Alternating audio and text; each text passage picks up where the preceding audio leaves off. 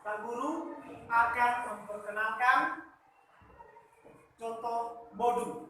Ini adalah modul tentang pantun.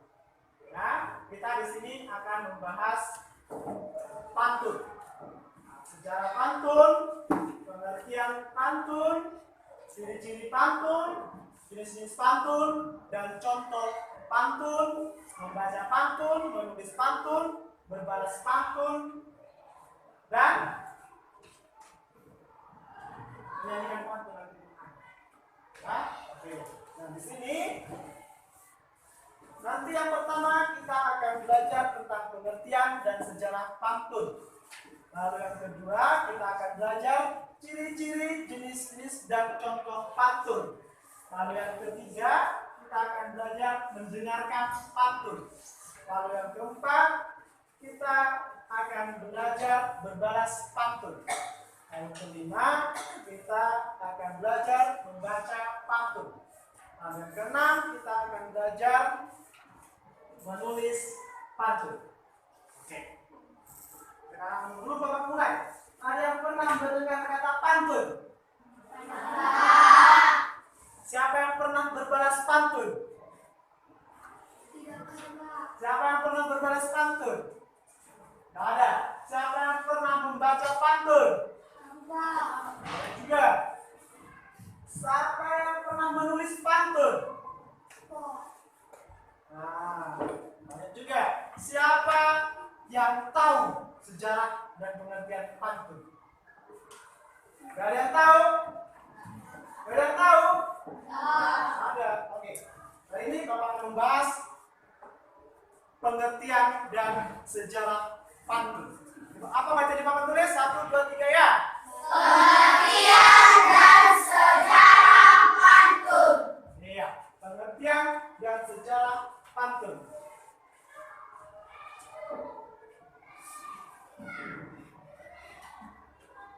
Ini dia sejarah pantun. Oke. Sejarah pantun. Kita baca sama-sama dulu. 1, 2, mulai. Pantun merupakan sastra lisan yang dibukukan pertama kali oleh Haji Ibrahim Datukaya Muda Riau, seorang sastrawan yang hidup sezaman dengan Raja Ali Wajid. Oke, stop. Inilah orang pertama, si Haji Ibrahim, yang membukukan sastra lisan pantun. Ya, Haji Ibrahim. Itulah orang pertama. Nah, pantun ternyata merupakan sastra dari Indonesia. Ya, karena di sini banyak sekali yang menggunakan pantun, terutama dalam acara adat. Nah, kita bisa lihat di sini. Ini juga Pak Guru sudah menuliskan beberapa jenis-jenis pantun atau bahasa dalam suku tertentu. Contohnya, ini di sini Bapak tuliskan dalam bahasa Minangkabau. Tahu Minangkabau? Tahu Minangkabau? Minangkabau itu suku apa? Padang, Sumatera Barat. Dalam bahasa Padang, pantun yaitu atau berarti petuntun. Itu dalam bahasa Padang. Nah, ada juga dalam bahasa Jawa dikenal dengan parikan. Dalam bahasa Sunda dikenal dengan paparikan. Ini paling besar Bapak bikin paparikan. Dan dalam bahasa Batak, nah kita orang Batak kan, dalam bahasa Batak dikenal dengan nama umpas. Siapa yang pernah mendengar kata umpas? Siapa yang pernah membacakan umpas? Hah? Gak ada. Oke. Pak Guru juga tidak pernah, tapi Pak Guru pernah membaca. Nah, kalau mengungkapkannya, Pak Guru masih dalam proses pembelajaran bahasa Arab. Upasa itu biasanya diucapkan oleh orang tua dan biasanya dia digunakan dalam acara adat. Misalnya ada perkawinan, ada pernikahan sama perkawinan sama. Lalu ada penguburan orang meninggal. Orang meninggal banyak sekali pasal-pasal yang disebutkan di sana. Atau dalam bahasa Bataknya disebut yang mandok kata. Ada mandok kata, pernah dengar? Mandok kata Bapak sering mendengarnya ada kata-kata pasar di sana. Iya, oke, kita lanjutkan.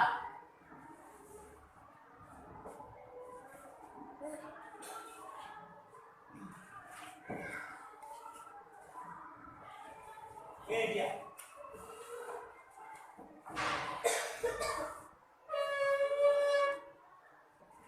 Ini. Dr. N. Brandstatter mengatakan bahwa kata pantun berasal dari akar kata tun yang terdapat dalam berbagai bahasa Nusantara. Misalnya dalam bahasa Pampangan, tun yang berarti teratur. Dalam bahasa Tagalog ada tonton yang berarti bercakap menurut aturan tertentu.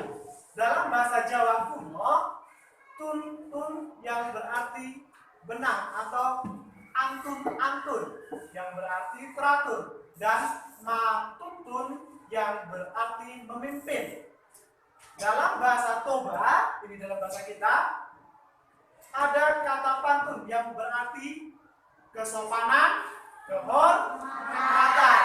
Berarti dalam bahasa Toba, kata pantun itu berarti kesopanan, kehormatan. Itu dia. Nih, Van Hussein dan Hamidi menduga pantun itu berasal dari bahasa daun pantun. Pada mulanya merupakan sastra lisan, namun sekarang dijumpai juga pantun yang tertulis. Berarti dulu pantun itu diungkapkan secara lisan, ya. Tapi sekarang sudah ada yang tertulis, ada yang kirim surat kan. Kalau zaman dulu, kalau kirim surat sama pacar gitu, itu menggunakan pantun itu, ya. Nah, misalnya 4 atau 4 sama dengan 16. Sempat tidak sempat, surat harus dibalas. Itu dia. Oke. Nah, ini cuplikannya. Ini. Semua bentuk pantun terdiri atas 2 bagian, sampiran dan isi. Sampiran adalah 2 baris pertama. Barangkali berkaitan dengan alam dan biasanya tak punya hubungan dengan bagian kedua. Jadi bagian pertama sama bagian kedua tidak ada hubungan sama sekali. Malahan kayak ngawur. Apalah itu? Nah itu. Sedangkan bagian kedua adalah isinya. Isi dari pantun itu sendiri, maksudnya. Ya. Jadi baris 1 dan 2 adalah sampiran. Baris 3 4 adalah isi. Itu dia pantun.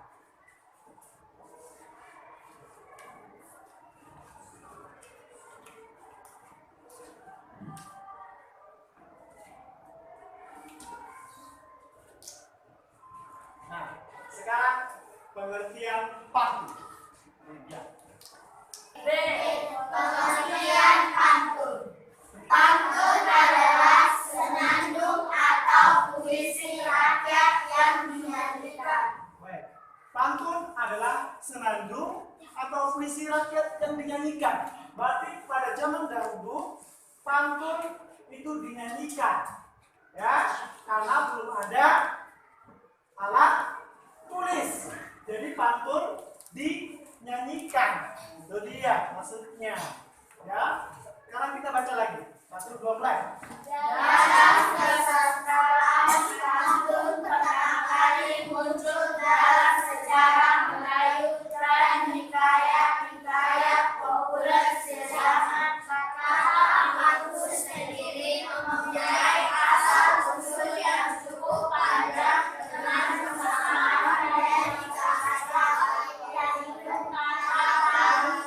berarti pari, artinya peribahasa atau peribahasa dalam bahasa Melayu. Arti ini juga berdekatan dengan umpama dan sloka yang berasal dari India. Baik, berarti kata parik yang bahasa Jawa itu adalah pari. Artinya padi. Itu dia. Padi dalam bahasa Jawa itu pari. Di situ artinya peribahasa. Nah, arti ini juga berdekatan dengan umpama dan sloka dalam bahasa India.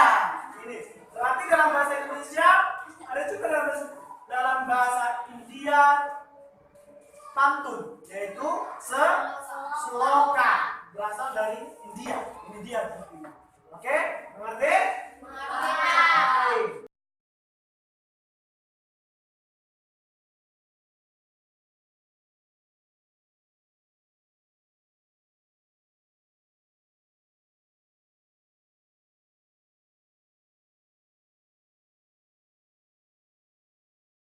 Sekarang kita masuk ke unit 2. Kita baca sama-sama. 1, 2, mulai. Ciri-ciri jenis dan contoh pantun. Nah, sekarang siapa yang tahu ciri-ciri pantun? Jenis-jenis pantun? Contoh pantun? Siapa yang tahu? Di tangan. Ciri-ciri? Oke. Sekarang guru akan menjelaskan lebih lanjut. Ini dia. Nah, sekarang kita baca sama-sama. 1, 2, 3, ya. Ciri-ciri pantun. 1. Pantun memiliki bait dan baris. 2. Tiap-tiap bait memiliki baris. Lazimnya pantun terdiri dari 4 baris. 3. Jumlah suku kata tiap baris antara 4 sampai 6 atau 8 sampai 12 suku kata. 4. Semua bentuk pantun memiliki 2 baris pertama sampingan dan 2 baris terakhir adalah inti. Nah, ini dia. Tadi yang nomor 4 ini sudah Bapak jelaskan pada session unit pertama. Nah, sekarang Pak Guru akan menjelaskan yang nomor 1, nomor 2, dan nomor 3. Ya. Pantun memiliki bait dan baris. Tahu bait? Satu pantun itu satu bait itu. Ya, baris. Baris yang menurun ke samping. Oh, baris. Nah, sekarang nomor 2. Tiap bait memiliki 4 baris pasti. Baris yang pertama, baris 1, baris 2. Terus yang kedua, 3, dan 4. Dia. Nah, ini dia. Jumlah suku kata tiap baris terdiri dari 4 sampai 6 atau 8 sampai 12 suku kata. Artinya setiap baris, satu baris buku, tahu satu baris kan? Satu garis buku itu samping itu terdiri dari 4 sampai 6. Itu yang biasanya pantunnya pendek. Ya. Terus 8 sampai 12 itu biasanya pantunnya yang panjang. Ya, itulah ciri-ciri pantun. Nah, sekarang kita lanjutkan ke jenis-jenis pantun.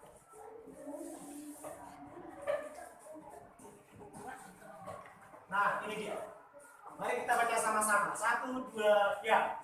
Jenis 1. 1. Berdasarkan siklus kehidupan atau usia.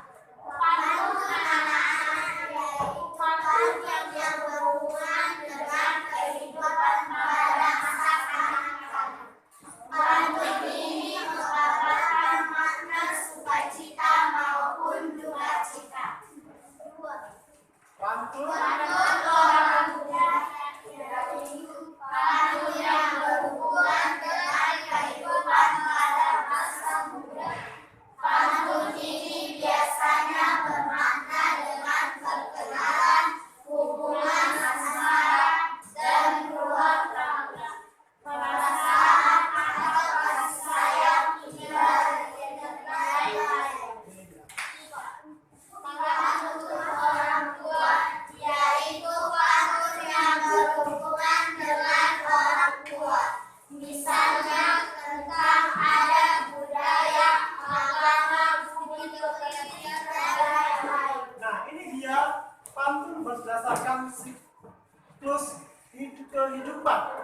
usia. Nah, untuk kita sekarang yang anak-anak, pantun ini menggambarkan makna sukacita karena kita masih anak.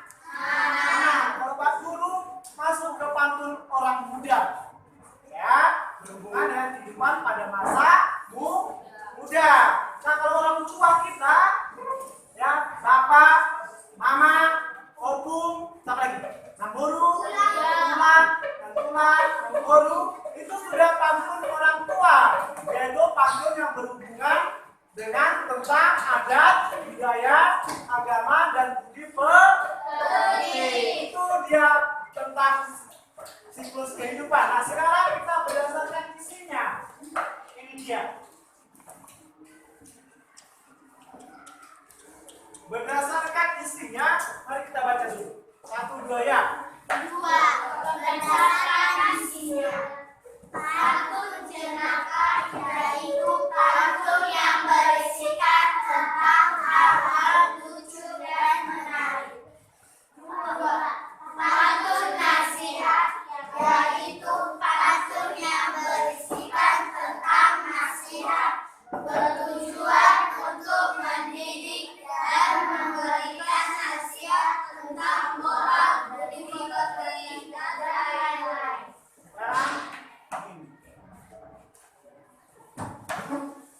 Pantun yaitu pantun yang berisikan teka-teki dan biasanya pendengar atau pembaca diberi kesempatan untuk menerangkan teka-teki pantun tersebut. Pantun kiasan yaitu pantun yang berisikan tentang kiasan yang biasanya untuk menyampaikan suatu hal yang tersirat. berarti kalau kita sekarang masih pantun jenaka yang lucu dan menarik, serta pantun nasihat yang bertujuan mendidik. Pantun teka-teki itu biasanya kalau kita membuat teka-teki sama teman-teman kita 1, 2, 3 apa gitu ya. Nah, pantun kiasan biasanya untuk menyampaikan suatu hal yang tersirat. Nah, sekarang contoh pantun. Ini dia. Contoh pantun. Kita baca sama dulu. Contoh pantun. Contoh pantun. Pantun anak-anak. Pantun orang muda. Nah, terus apa lagi? Pantun. Orang tua. Terus pantun. Jenaka. Terus pantun. Nasihat. Terus pantun. Teka-teki. Pantun. Nasihat. Nah, sekarang kita akan baca sama-sama. Siapa yang jago baca pantun? Oke, dia. Tampilkan dulu ke si dia. Dia. Sekarang baca pantun ini. 1, 2, 3 ya. Kita menari keluar bilik, sembarang tari kita tarikan. Kita bernyanyi bersama adik, sembarang lagu kita nyanyikan. Oke. Sekarang siapa lagi? Si Jeremy. Mana Jeremy? Oke. Jeremy yang pantun orang muda. Jeremy 1, 2, 3 ya. Orang Jawa membeli melati, cendrawasih burung di awan, rasa rindu dalam hati, sudah berjanji berbawa baru. Oke.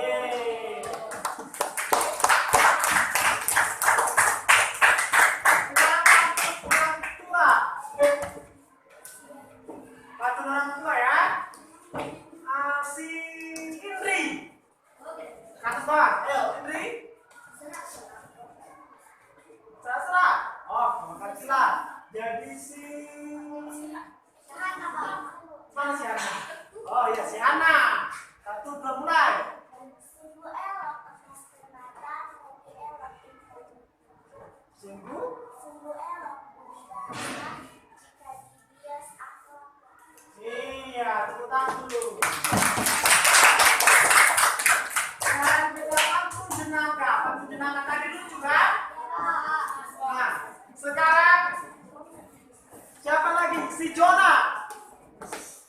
jenaka. 1, 2, ya. Bunga mawar tangkai berduri, garis manis pedagang cendol.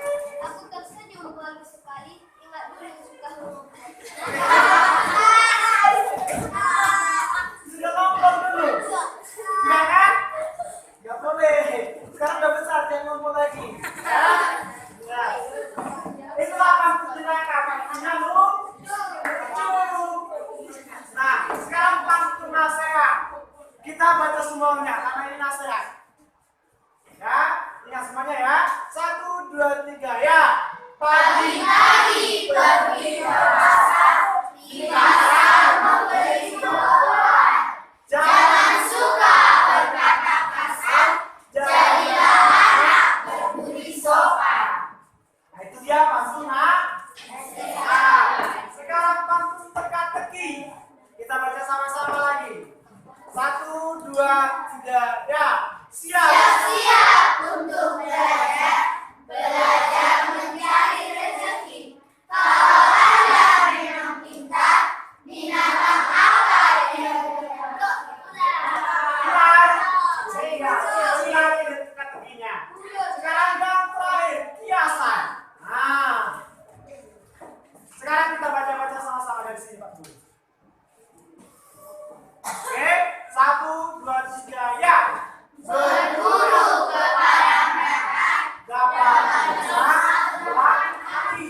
berburu kepada mereka, bagaikan bunga kembang tak jadi.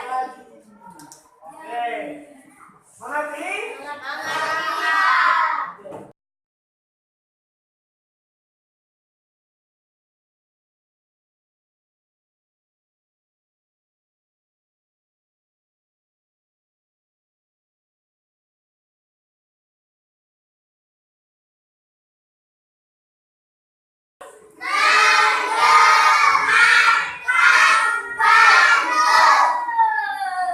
Siapa sudah pernah mendengarkan pantun? Sekarang kita baca dulu nih. 1, 2, 3, ya.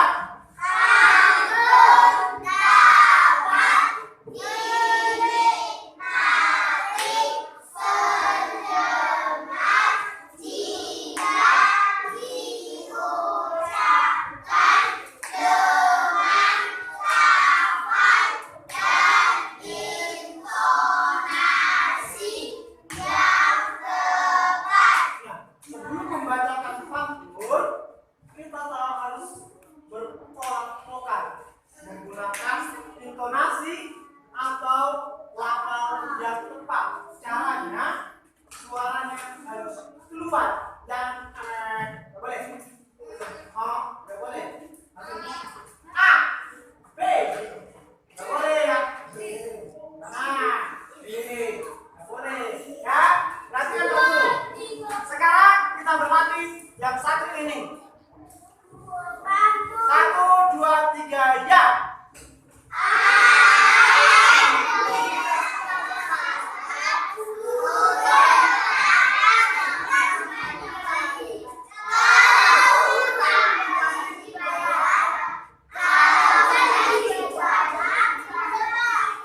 Siapa yang pernah berjanji tapi tidak ditepati? Nggak boleh kan gitu ya, kalau punya janji harus ditepati. Perhatikan Pak Guru. Perhatikan Pak Guru. Pak Guru bacakan yang cantik.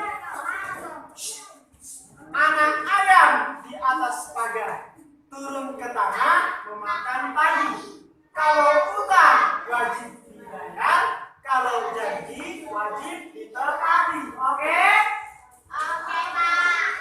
Sekarang siapa yang berjanji mengerjakan PR? Semuanya juga harus mengerjakan PR. Berjanji? Berjanji? Siapa yang berjanji? Nggak berjanji? Berarti harus ditepati. Nah, inilah tanda untuk membacakan pantun. Tandanya ini dia, ada garis ke atas.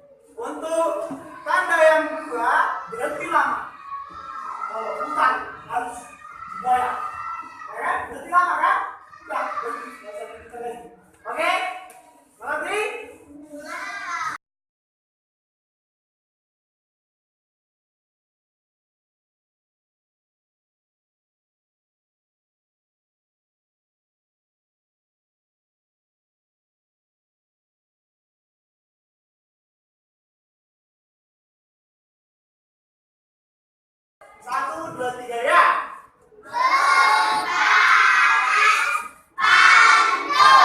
Mari kita lanjutkan. Berpantun termasuk membaca indah. 3 ya. Berpantun termasuk membaca indah. Stop. Berpantun termasuk membaca indah. Itulah tidak sembarangan membacanya. Tidak boleh tidak boleh. Harus ada bikin lagunya. Tidak boleh. Siapa yang tahu lagu ini? Siapa yang tahu? Siapa yang tahu? Siapa yang hafal lagu ini? Siapa yang hafal lagunya? Oke, sekarang kita bersama-sama. 1, 2, 3. Rasa sayang, rasa sayang, lihat dari jauh. Rasa sayang, mana kecil akan masih kecil dan berwajah sudah besar sendiri. Rasa sayang, rasa sayang, lihat dari jauh. Rasa sayang, lanjut. Sinar percikan mengaji wajar, biarlah selamat, takkanlah itu dikejar. Rasa sayang, rasa sayang, lihat dari jauh. Rasa sayang, kalau ada suri lada, boleh kita berteman nanti. Kalau ada usaha panjang, boleh kita berpura-pura. Rasa sayang, rasa sayang, lihat dari jauh. Rasa sayang, stop. Ya, sekarang Pak Guru kita semuanya tangannya di atas bernyanyi bersama. Kita nyanyikan sampai senangkan diri. Oke? Oke? 1, 2, 3 ya. Rasa sayang, rasa sayang, lihat dari jauh. Rasa sayang, anak kecil dikejar, dalam masa cobalah cari. Masih kecil lagi belajar, sudah besar senang diri.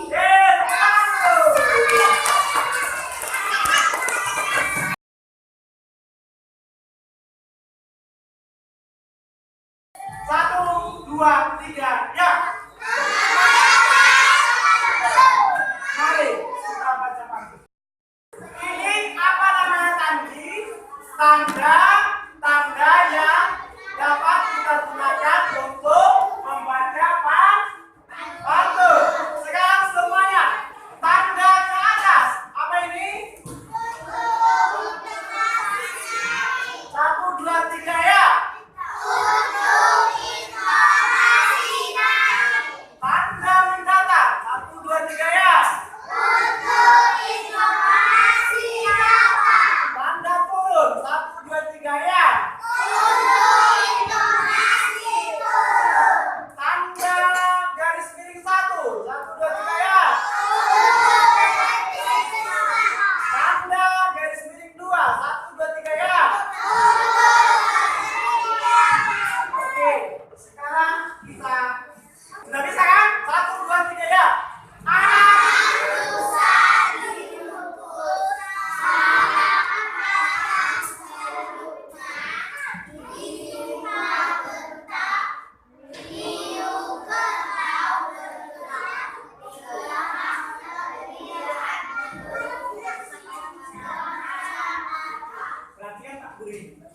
Anak rusa di rumpun salah, patah taruhnya ditimpa getah.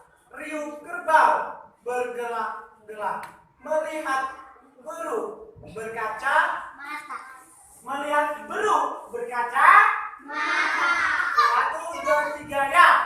Anak rusa di rumpun salah, patah taruhnya ditimpa getah. Riuh kerbau bergelak-gelak, melihat burung berkaca. Tahu bergelak-gelak? Gak gitu. Ketawa-tawa, ketawa-tawa melihat burung monyet berkaca. Siapa yang gak ketawa nih? Siapa yang pernah nengok monyet? Yang pakai kacamata. Gak boleh kan gitu, ya? Kan gitu, topeng monyetnya. Di mana lah kau tengok? Tuh, semua banyak.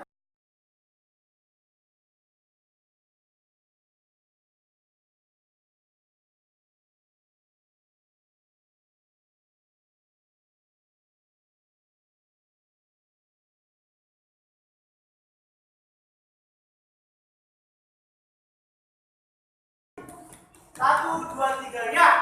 Menulis pantun. Siapa yang pernah menulis pantun? Gak tahu. Satu, dua, tiga, ya.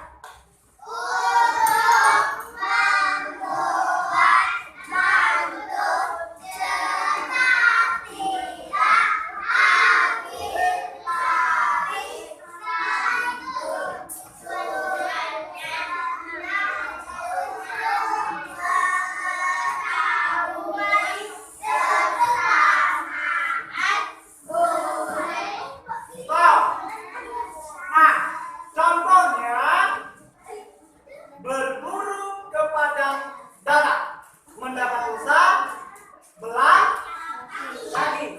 Berburu ke palang ajar, bagai bunga kembang tak jadi. Berarti kan A B A B. Satu, dua, tiga, ya. A, yang ujungnya apa ini? Huruf ujungnya sama dengan A yang di sini? Sama? R juga kan? Nah, sekarang B. Apa huruf asing? Huruf lainnya? Huruf lainnya di bawah? Sama? Nah, itulah dia cara membuat pantun. Ujung-ujungnya itu pada baris pertama dan baris ketiga